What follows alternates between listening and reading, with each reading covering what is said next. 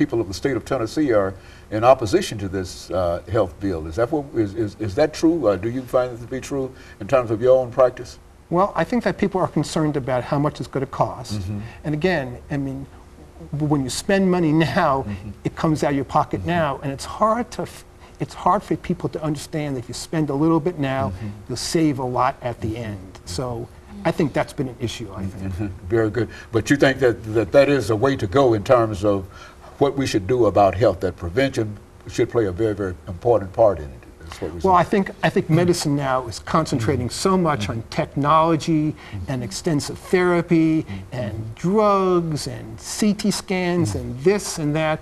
I think if we use that in conjunction with spending more money on prevention and screening, we would cut down the risk of cancer, cut down the stage of cancer, cut down the difficulty of treating it, and make money much more effective, I think.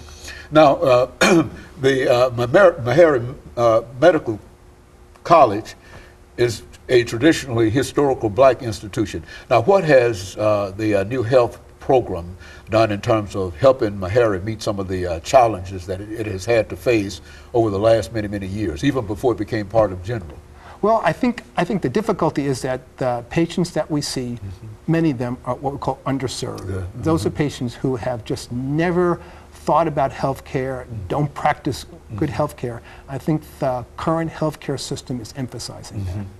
And of course, it will have a tremendous impact in terms of, I think you also mentioned that you've received grants. Is that part of the healthcare money that's coming to Meharry Medical College? Well, actually, we're a special institution. We actually had to apply for it especially for us. And we said, this is what we want to do. These are our resources. This is what we want to accomplish. And we've gotten funding to do that. So let me give you an example. We now have what's called a survivorship clinic. So patients have as much difficulty after therapy concludes as during therapy. They have all issues of anxiety and fear. And we have a special office hour and specially trained nurse practitioner that deals with the patient's issues after therapy is over. And there's only one other institution in Davidson County that has that type of clinic. I would imagine, Ms. Weatherspoon, that's the kind of work that you do in terms of dealing with these individuals. Yeah, but I work more on the surgery aspect of it, too. Now, what do you do in terms of the surgery of it? I first assist. I work with a surgical oncologist, Dr. Beach. He's our chief of surgery, and I help him in the surgeries. And so I think you're noted as a PC-C. Now, what does that mean? A PA-C. Yeah, it means certified physician assistant. And so you are certified to be in the surgical room dealing with whatever Dr. Wolff is dealing with, and et cetera.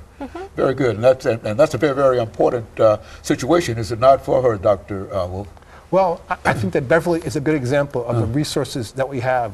We have a full complement of physicians, nurses, nurse practitioners, physician assistants, specially trained individuals. We have a special cancer pharmacist that just gives out chemotherapy. So I think what people think is not true. We have a full complement of dedicated resources at the National General Hospital. Very good, and it covers all all areas. Is that all forms of cancer? We see everything and we take care of everything. Okay, Doctor, I think we've got about a minute. Let's give you an opportunity to make a statement before we end, and of course end with Dr. Wolff here. Okay. Well, every year National General Hospital's Breast Center has a program called Mammograms in May, and it's for women 40 and over. It covers a screening mammogram. It's no cost to the patient. Starting May 2nd, Monday, May 2nd, patients can start calling a hotline. The number is 341-4447, and it's for women to get their mammogram. And if you do have insurance, it'll cover the copay as well.